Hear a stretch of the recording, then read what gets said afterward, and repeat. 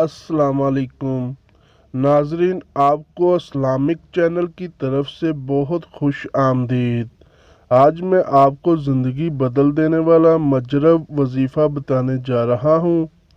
उम्मीद करता हूँ आप इस अमल से भरपूर फ़ायदा उठा सकोगे, क्योंकि मेरे वज़ाइफ को करने से पहले इस बात का ख्याल लाजमी रखा जाए कि आप पाक साफ और बावज़ू रहो और खुशबू वगैरह लगाकर अमल को करें, मगर शर्त लाजम है कि प्यार मोहब्बत के वज़ाइफ या कोई भी मसला हो वो हल हो जाएगा।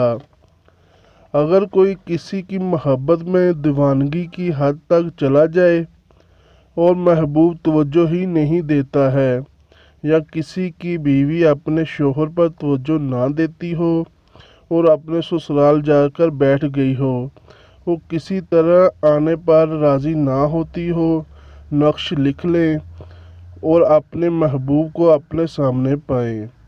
और ख़्याल रखें, ये जायज़ मोहब्बत के लिए ही ये नक्श इस्तेमाल करें।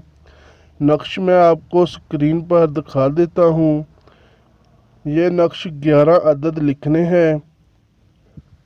गुलाब के पौधे की टहनी या अनार के दरख्त की टहनी के कलम बनाकर किसी भी स्याही से लिख सकते हैं, और इस अमल को चाँद की पहली 14 तारीखों में किसी भी दिन सुबह सूरज निकलने के बाद लिख लें और एक ही दफ़ा 11 अदद लिख लें, और पहली लाइन में इसका और इसकी माँ का नाम लिख लें, फिर अपना और अपनी माँ का नाम लिख लें।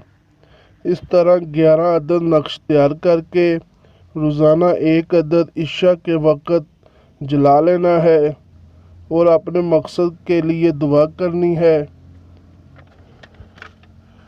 इंशाअल्लाह ताला रूठ कर ससुराल गई हुई बीवी वापस आ जाएगी और महबूब बेचैन होकर मिलेगा। या ये राब्ता करें या राब्ता करेगा। अमल की इजाज़त सिर्फ जायज़ मकसद वालों को ही है, और इजाज़त के लिए कमेंट में सुबहान अल्लाह लिख दें। मेरे प्यारे दोस्तों, अगर आपको ये वीडियो पसंद आई है तो मेरे चैनल को सब्सक्राइब लाजमी कर दें, और ये वीडियो अपने दोस्तों में भी शेयर लाजमी करें। शुक्रिया।